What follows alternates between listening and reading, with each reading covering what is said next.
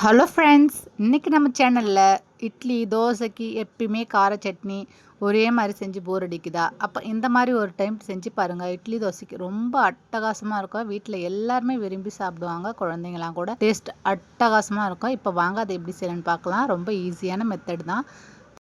ஸ்டவ்வில் பேன் வச்சுருக்கா, அதில் 1 டேபிள் ஸ்பூன் அளவுக்கு எண்ணெய் சேர்த்துக்கோங்க.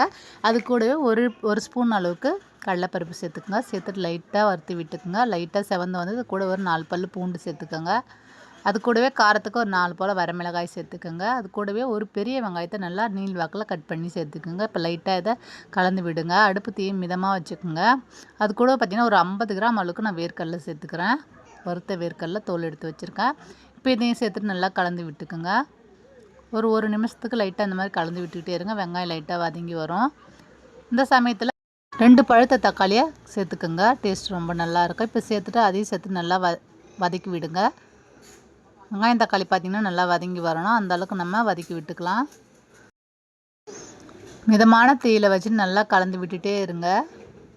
இப்போ பாருங்கள், வெங்காயம் தக்காளி நல்லா வதங்கி வந்துடுச்சு.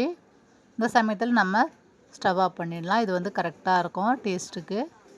ரொம்பவும் வதங்கக்கூடாது. இந்த அளவுக்கு மீடியமாக வதங்கினா போதும். பாருங்கள், இப்படி ஆற வச்சுட்டு நம்ம மிக்சர் ஜாரில் சேர்த்துக்கலாம். எல்லாத்தையும் மிக்சர் ஜாரில் சேர்த்துக்கோங்க.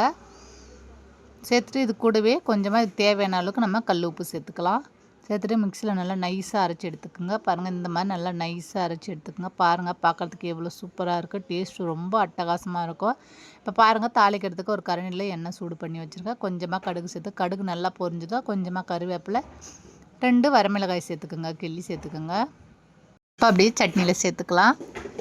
கலந்து விட்டு சாப்பிட்டு பாருங்கள். இட்லி தோசைக்குள்ளலாம் டேஸ்ட்டு அட்டகாசமாக இருக்கும். கண்டிப்பாக ட்ரை பண்ணி பாருங்கள். ட்ரை பண்ணி பார்த்துட்டு இந்த வீடியோ உங்களுக்கு பிடிச்சுன்னா வீடியோ ஷேர் பண்ணுங்கள், கமெண்ட் பண்ணுங்கள், சப்ஸ்கிரைப் பண்ணிவிடுங்க. தேங்க்ஸ் ஃபார் வாட்சிங்.